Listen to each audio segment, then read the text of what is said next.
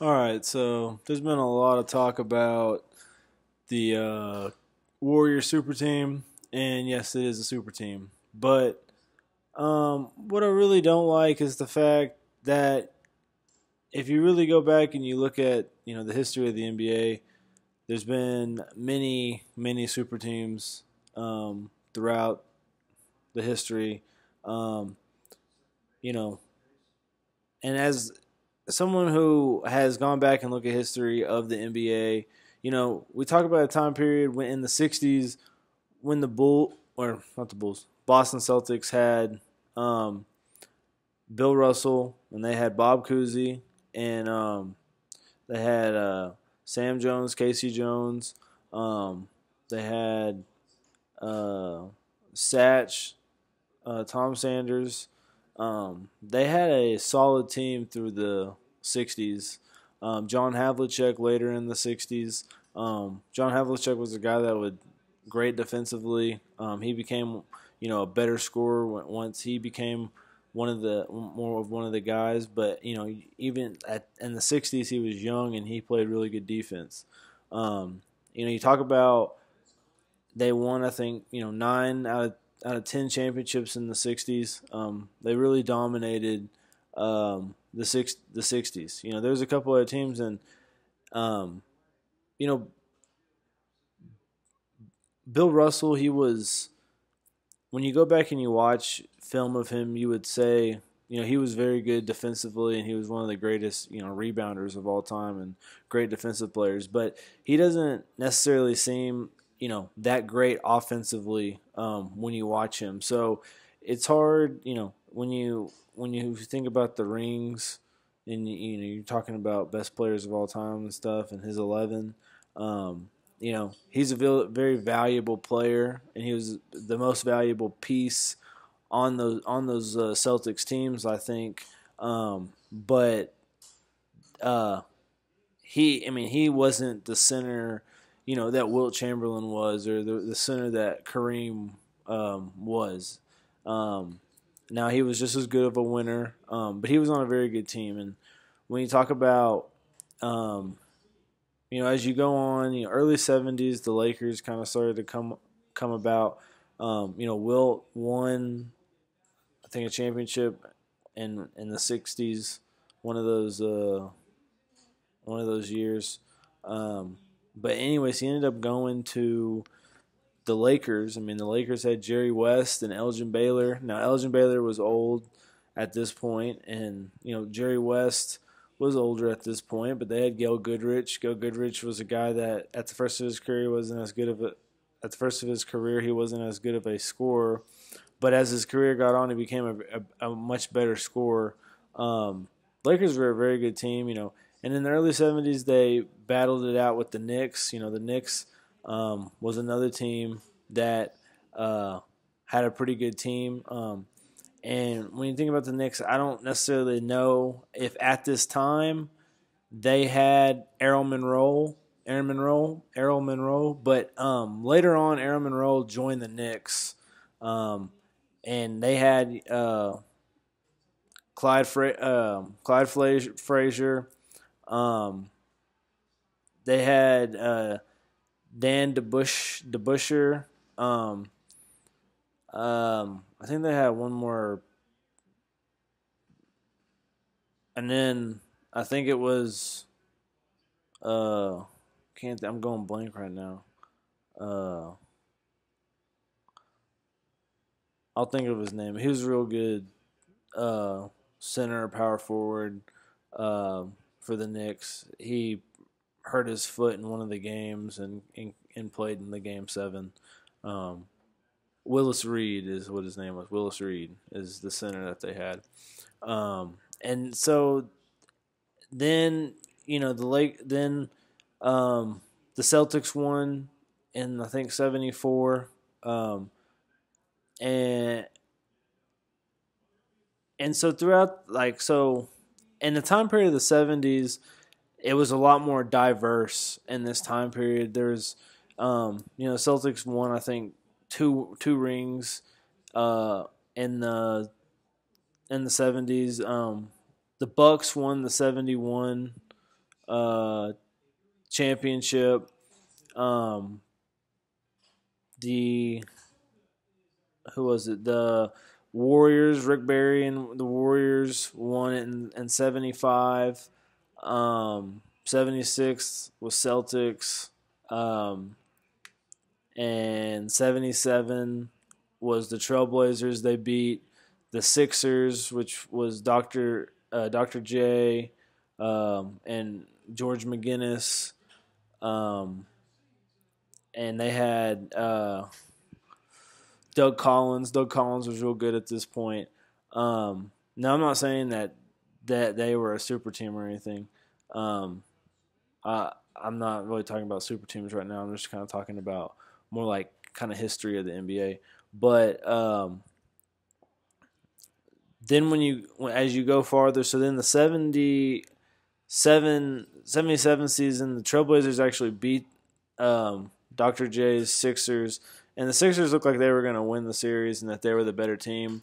But and Bill Walton had a short NBA career. He was very injury plagued. He was a very good passer. He was very offense first, a good defender, good rebounder. He's really good at like knowing when to jump is what I kind of noticed in the film that I watched of him, like rebounding wise. And they had Lionel Hollins, if you remember him. He was a guy that was a coach for the Grizzlies a couple years back. They had who was it? They had Maurice Lucas. He's a pretty big boy. And the 77, one of the finals games, him and I think George McGinnis or Daryl Dawkins started throwing punches at each other. It was towards the end of the game. It was pretty funny. And so then 78, the Bullets and the Sonics played in the finals.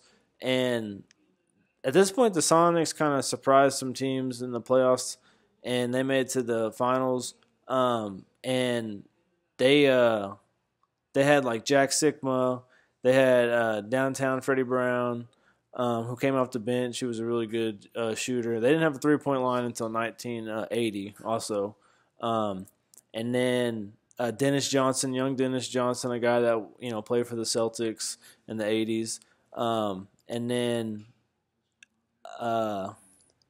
they had Gus Williams. Gus Williams is someone that you never hear about. I don't know why, but I mean he's a really good player. He at this time period in the 70s, he was averaging a lot of points. He was on I think he was on the 75 Warriors team. He won a ring in 79 with the Sonics. So the Sonics lost to the Wizards, or not the Wizards. They'd be the Wizards now, but it was the Bullets. And the Bullets was a team in the 70s that they were in the playoffs a lot of the time.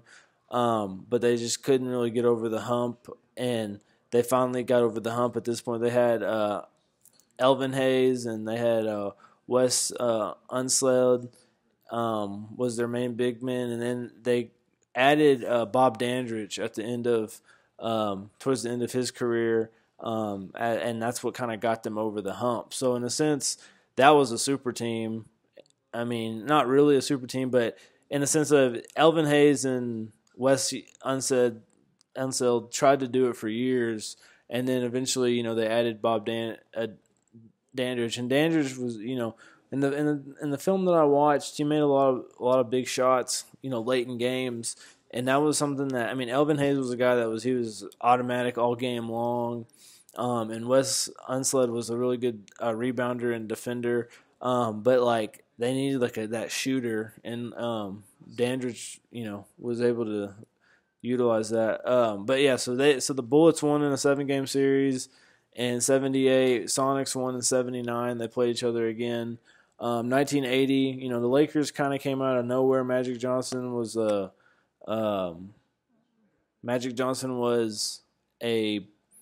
rookie. And they had Kareem.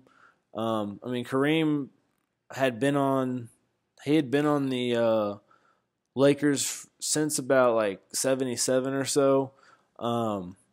And they hadn't really won. Obviously they hadn't won any championships. And Then um, in 80, they kind of surprised some people when they won in 80, I think. I don't even think they really, thought that they would get over the Sonics. They played the Sonics in the Western Conference Finals. They And it's crazy at that point how the Lakers built their team. Somehow they got Michael Cooper, what I mean, and then James Worthy. James Worthy was a very good, shooting small forward, power forward. They had Kareem throughout the '80s. I said Michael Cooper. He was a really good defender. And then they had Byron Scott. Byron Scott was a guy that later in the '80s he became a good uh, a good more of a better shooter, good scorer, and then obviously they had Magic, and Magic was dominant. He was his stat line was dominant. Also in the early, I would say early '80s, so it was the Sixers and the Lakers played a good amount in the early '80s. In '81, and obviously in '80 they played and the Lakers won. In '81, Boston and Houston played, and um, Houston had Moses Malone. Moses Malone, one of the best rebounders of all time, and scored just really determined, like a guy that put up a basket, miss it, put up another one, miss it, put up another one. Like he'll get his rebound every time. Um, just real determined. He'll eventually get it. And they made it to the finals. They in '81 versus Larry Bird and his team that he had. He had a good little point guard. Can't think of his name right now. And they in '81 they had Robert Parrish. Kevin McHale was young, so he wasn't what he was later in the '80s. Um, but that's a kind of a time when the Celtics started to become good again, or prominent again. They were playing the Sixers in the Eastern Conference Finals almost every year, and so then in '82. So the Celtics won in '81, pretty easy series, a 6-game series, and then in '83, the Lakers or I guess that'd be '82, the Lakers and the Sixers played again, and the Sixers won again, or no, the Lakers won again, and then in '83 so this is the first, to me, the real first super team. If you're talking about super teams, they added Moses Malone. Moses Malone was the MVP of the season, I think before that, or that season. I can't really remember.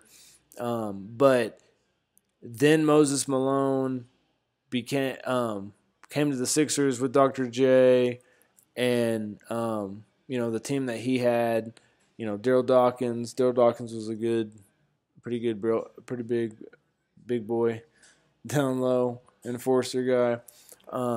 And Dr. J was real smooth, real good player. And those were kind of the teams in the early '80s. The Bucks were always a team that was right there. I think his name is Marquise Johnson, and then the original MJ, and then they had Bob Lanier, but you can go back and look. They had a good team, and they were always in the playoffs and right there.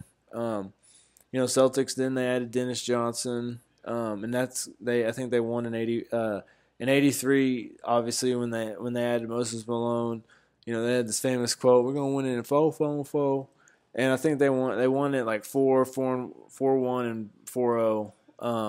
About how the Warriors won this year, but they were to me, the first super team when they added Moses Malone, a perennial superstar with Dr. J, and the team that was already making it to the finals every year. Then adding one of the best players. Obviously what the Warriors did, and so this is something that's gone on since '83. If you want to bitch now, we can start bitching. We can start bitching then, or you can start, talking about that, or people can bring that up, or whatever. But and as time goes on, the thing is like it's 2016.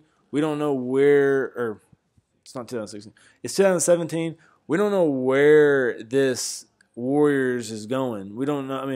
We know they'll probably stay together. We know that there's going to be other teams that are good, are going to start building teams. It's going to be like the Celtics and the Cavs are going to add somebody. The Celtics are going to add a couple of pieces. The Wizards will probably, But the thing is what you don't realize is talent is continuing to come in to the NBA. And I think what is going to happen is before you know it, now in the NBA, it's normal for teams to have two superstars. Or, if you're a bad one, you have one, But there's a lot of teams that have two superstars. And there's some teams that have three. And now there's a team that has four. So I think that what we're going to start seeing is there's going to be more and more talent coming up. And now the fact that a lot of the players are going to be, ring hunting, and they're going to be playing on like some of like the top teams, it's gonna make the league regular season just like this year really shitty. But in the long run, I think now teams are going to have three stars on their team. Instead of two superstars, you're going to have three. Three is going to be the norm. And then, the teams that are, just right there that need a ring, that are itching, are going to have four superstars.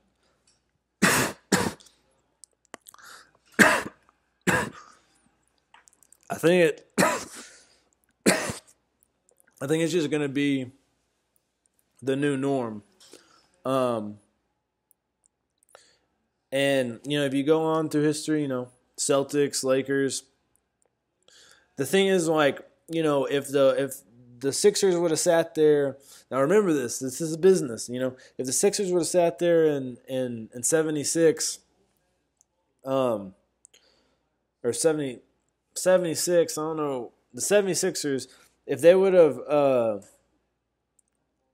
kept winning like after 83, then like that would have just like made no, that would have been good, but like it might have made like it wasn't to them, they're trying to make Bird and Magic, top perennial players. So it looked good that, Bird beat them the next year. You know what I mean? Like, so, you don't even know what's going to happen in the future. LeBron lost this year, but he may win next year. And then, oh my gosh, LeBron beat the Warriors. Oh my gosh, this is crazy.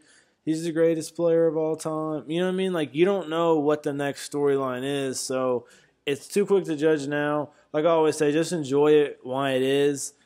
Why it's going on. Part of the reason that, as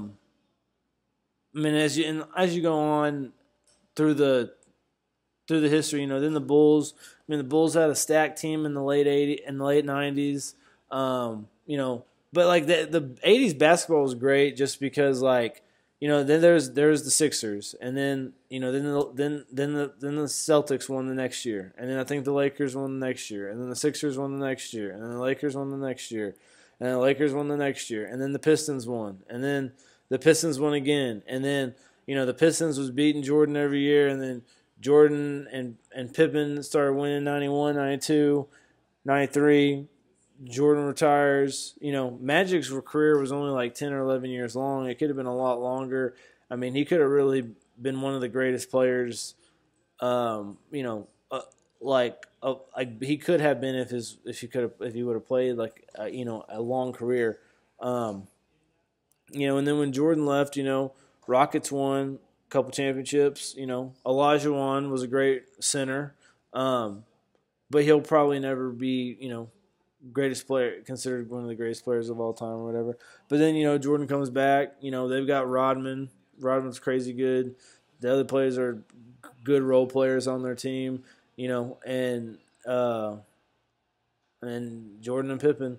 And then, then the Lakers. Lakers, I mean, I guess it's crazy to think that, they're a pretty good team already, and then they didn't expect Kobe to be that good, but then Kobe was playing as good as he was. But Shaq was a monster. That was, if any, that's Shaq's team.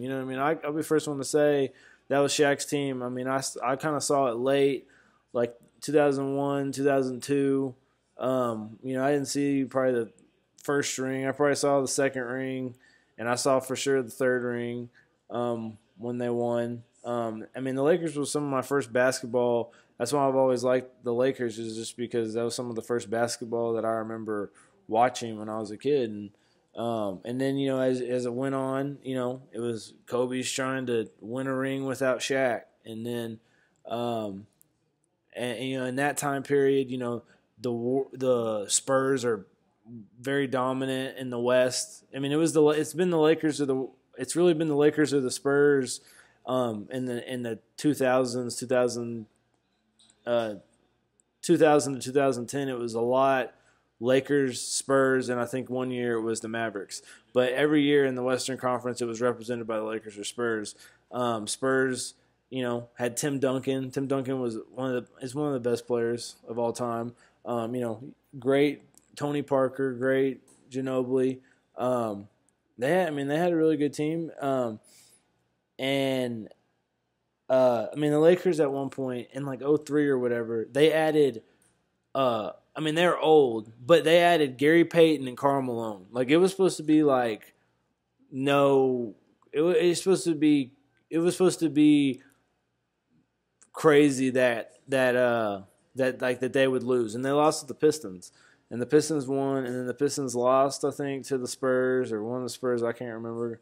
And then in 2006, the Mavs and the Heat played, and then old ass Shaq was on the Heat. He wasn't really old. He still was good, but older Shaq was on the Heat, and young Dwayne Wade, and they beat Dirk, and whoever was on Dirk's team. And then 2007 was when LeBron's first finals, when he got swept by the Spurs. And then 2008 was Celtics, Lakers. Lakers. Kobe finally got Paul Gasol, and Ariza was playing good. He had Derek Fisher. He had his team, and then and they played the Celtics. They lost. This is the first year of the Celtics. Paul Pierce, Ray Allen, KG. So they're supposedly the first super team, or this is the first super team that all of y'all young people, I guess I'm young too, but all the young people just happen to just not, just not even look into any history book and just say, yep, and then to be like, the thing is like, I'm going to be honest with you. The mind state when the Celtics made that super team, it was like, yeah, fuck them. But it was like, okay, they're old. They can't do this forever. So what's going to happen? This is going to go on for 3 years. You know what I mean? And then someone's going to overtake them. It's kind of like how when basketball in the 80s, how it was great. It was it was Dr. J, and then Larry Bird took Dr. J over, and on the East, and then Magic was kind of throughout the entire 80s, it was basically Magic's West. It was Magic and the Lakers West. And there were some other good teams in the 80s. So, do research, look at those other good teams, other great players, and then in the East. But like in the East, like the thing is, in the East is shit now, but the East was great in the '80s. When you talk about like Sixers were good, Bucks were good, Bullets were good, which are the Wizards now. The Hawks were good in the later '80s. Celtics, obviously, Cavs were good in the later '80s, and then Pistons. So it's like Pistons overtook, Isaiah Thomas, and his team overtook Larry Bird and the Celtics, and then Jordan overtook the Pistons, and then the Bulls and the Lakers played in the finals. Basically all those teams that were great played the Lakers and stuff like that, and then basically in the finals, and then and I mean, then like once the '90s come along, then like Jordan basically dominates it, and then the 2 years where they let Olajuwon dominate it, he dominates it. But the other years it was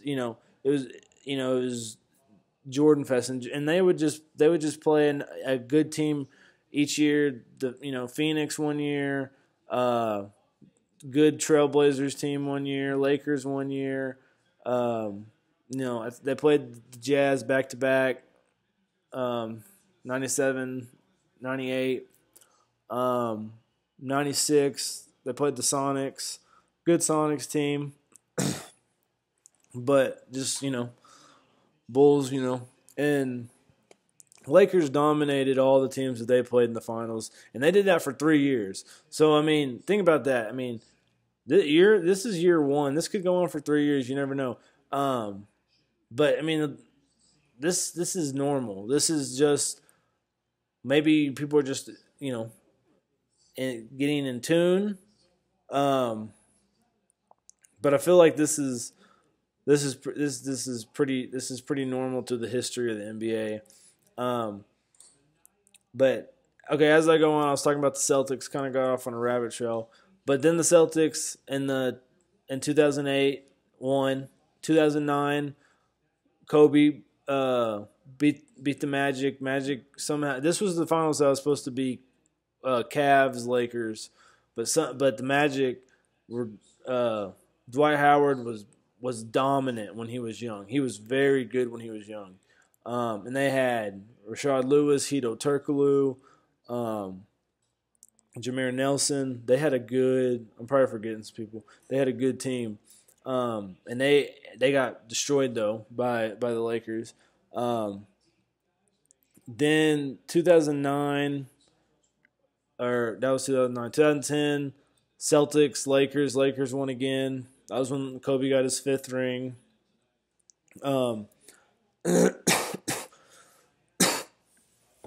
2011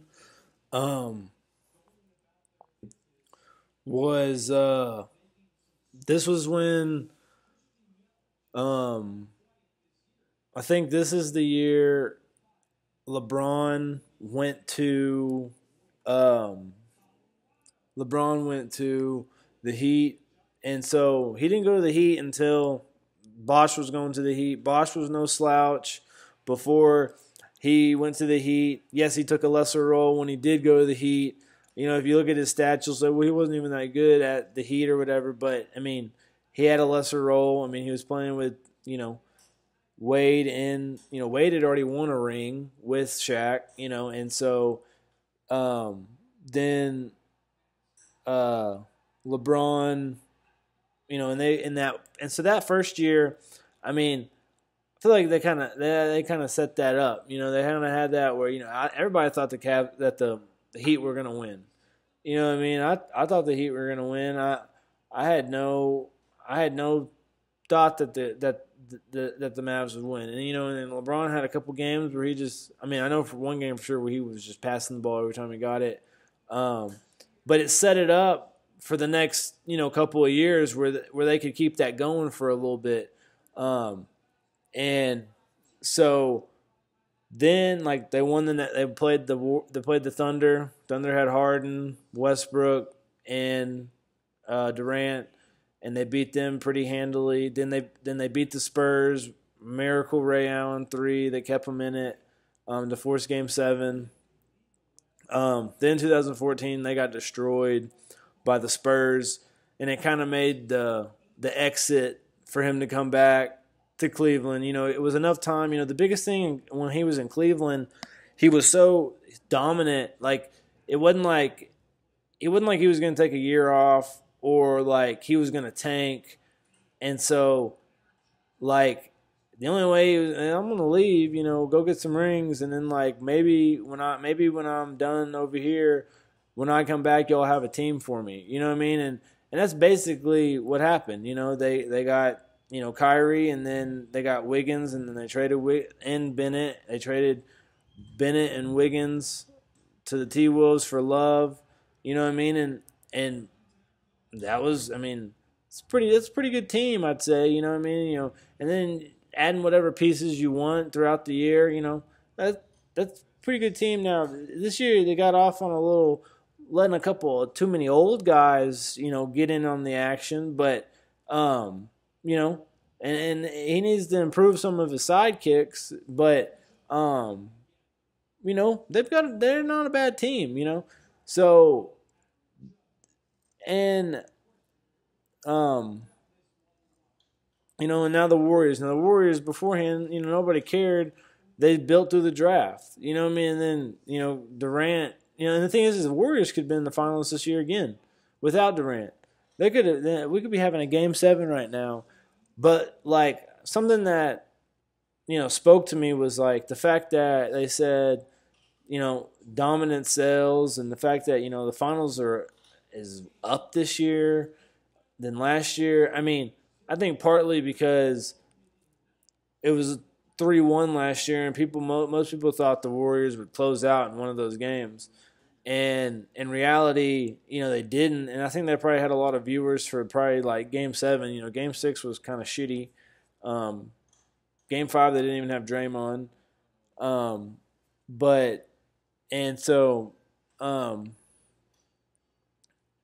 don't. I don't know. I don't know what's gonna happen like in the future. Like you saw, Jerry West went to the Clippers, so they have 3 superstars. DeAndre Jordan, Blake Griffin, Chris Paul. Those are 3 very good players. They add one more guy. That's basically 4 superstars.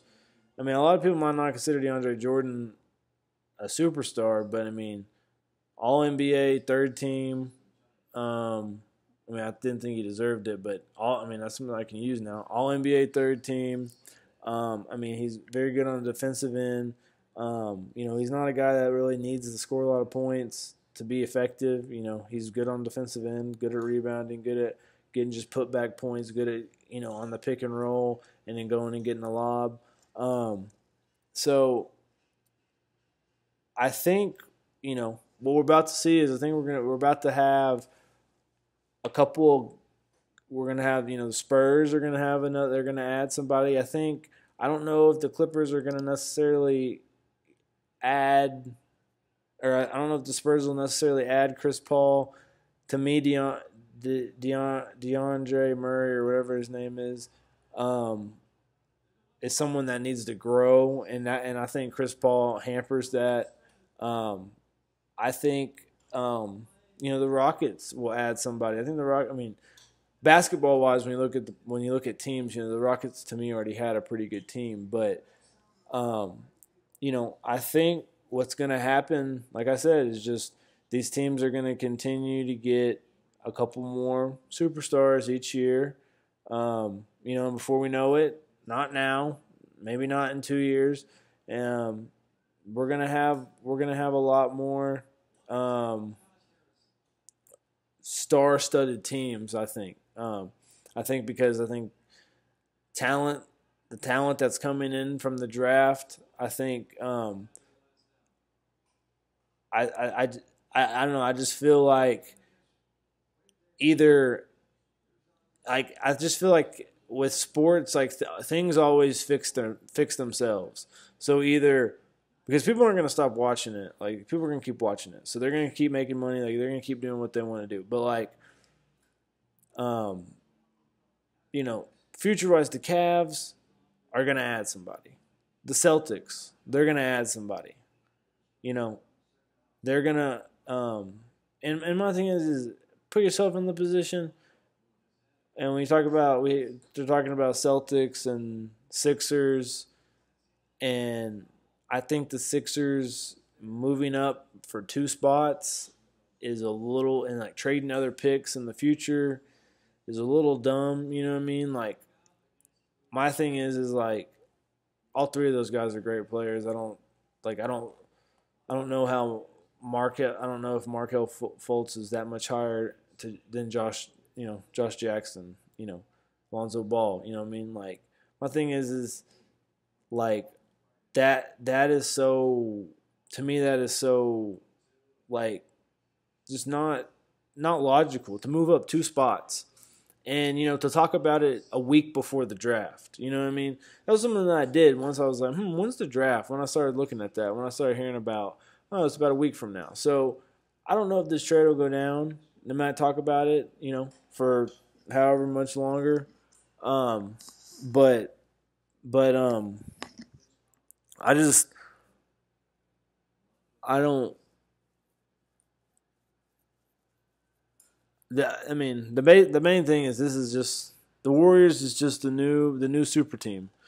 It's just a new thing, and there's gonna be a bigger and there's gonna be a badder one. It just takes time. So, and something else that I heard is the fact that that less people are watching the NBA because something about, not necessarily that they not knowing that it's more bullshit than real or whatever, but on the lines of, like, people have lost interest in the game, in a sense, and obviously people that like, LeBron obviously enjoy the game. He's in the finals every year. He wins every once in a while, but talk about the Warriors. They've got 4 superstars, and like, I'm gonna be honest with you, I liked the Warriors before they had Durant, and I was really upset when he went, but I got over that really quick. I just said, like I said with all things, I'm just gonna enjoy them, like, sports wise. Like, they'll be here for now. Why hate them now, and and then later on, when they're gone, you'll just be like, almost like, dang, like, if I would have just enjoyed him while he was here, you know what I mean? Like, I wouldn't be like wanting to go back and look at like highlights of him, or like wonder how he was. Because there's times in my past where I didn't even want to watch a game because I hated that person. I hated watching Peyton Manning. Peyton Manning pissed me off, and just, I hated the way they would cover him. I hated the way that, in the sense of, like, when that year that he was breaking that record for touchdowns, like, I hated how, every game it's showing he's this many touchdowns away, or this or that, or da da da da, like, and the thing is it sucks because Peyton Manning was a great player, and I wish I would have enjoyed him more. That's something that, with like Tom Brady. I hated Tom Brady. I hated him when I was younger.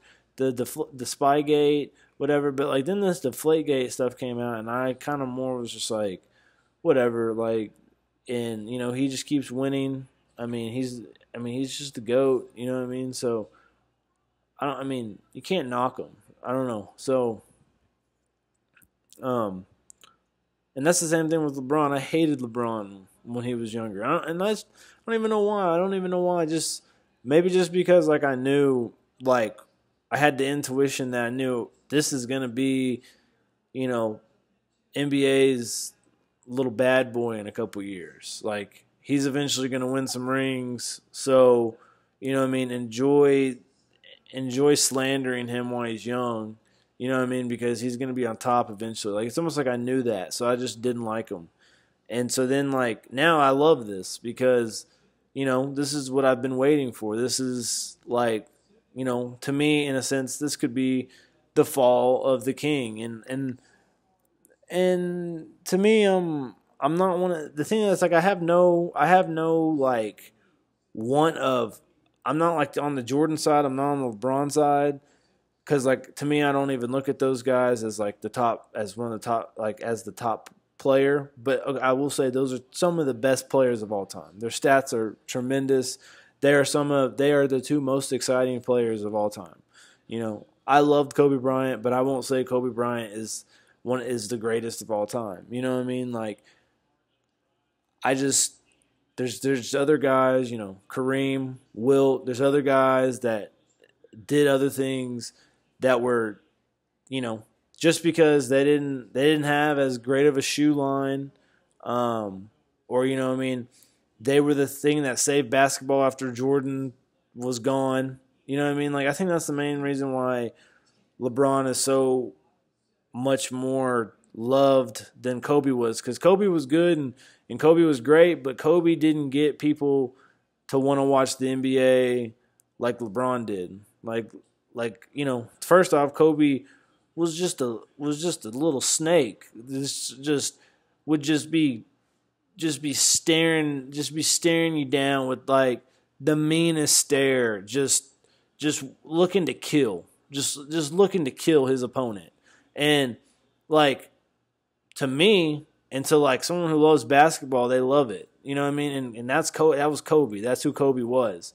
But that doesn't sell great to like everybody. And then boom, his sexual assault scandal or whatever with that girl, that didn't fucking go well. I was young, I didn't care. I mean, not that I didn't care, that I didn't know what the fuck was going on, and I just knew Kobe was in court, but he was still playing games. I knew that. And I knew he was having to go to court in Colorado. I knew that, and I knew it was a big deal. Watching ESPN, they talked about it all the time. Basically, they had like a segment every day about the Kobe trial. I remember they would never show like the actual trial. They'd always show like a painting. It was hilarious of like what happened that day. And Kobe got out. And then so LeBron, obviously, he's been a saint his whole career. Doesn't even, you wouldn't even thought this man probably never even went in a club in his life, And then, and then like, I mean, he's just the saint. I mean, perfect, never done nothing wrong, never got caught doing nothing bad. You know what I mean? Just perfect example. Like, I mean, he's like, it's like a robot. I don't know. So. Anyways, I mean, if, the thing is it's not that people don't know that the Warriors are a super team. Everybody knows the Warriors are a super team. But to say there hadn't been super teams in the past, and to say, oh shit, maybe this is the best super team of all time. Yeah, for now. I said that back in 83. They said that back in 92. Said that in 2000. Said that in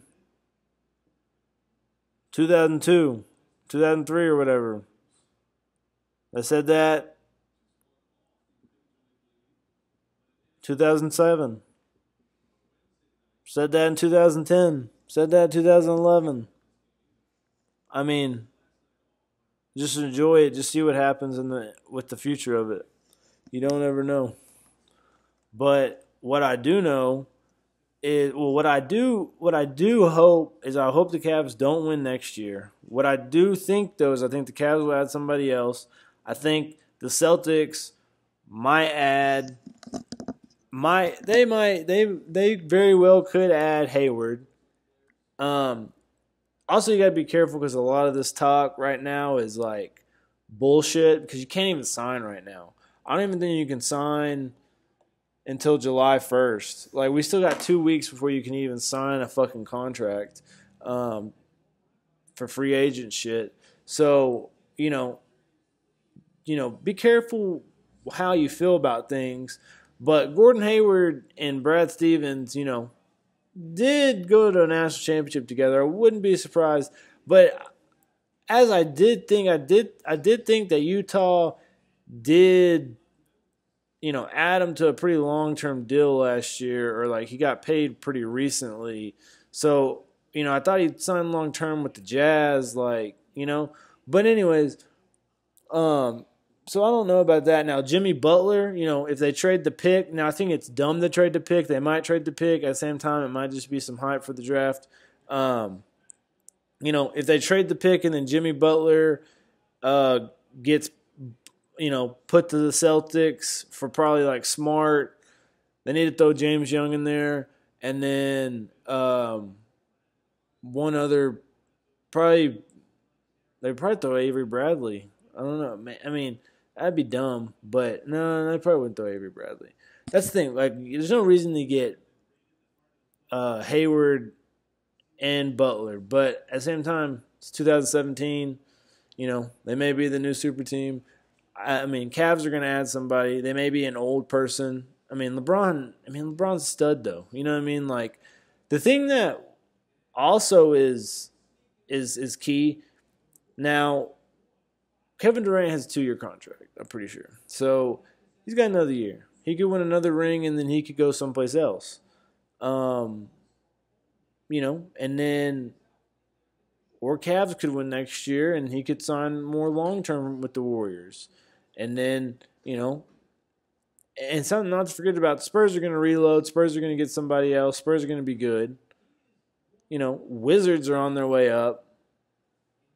Toronto is not re-signing Lowry. They'll add somebody else. And I'm not saying these are super teams, but I'm saying these are some good teams. You know what I mean? Think 5 years from now, those teams that have 3 superstars might have 4, not 5, might have 4. So, basically either just enjoy it or just turn the shit off. That's basically the fucking bottom line.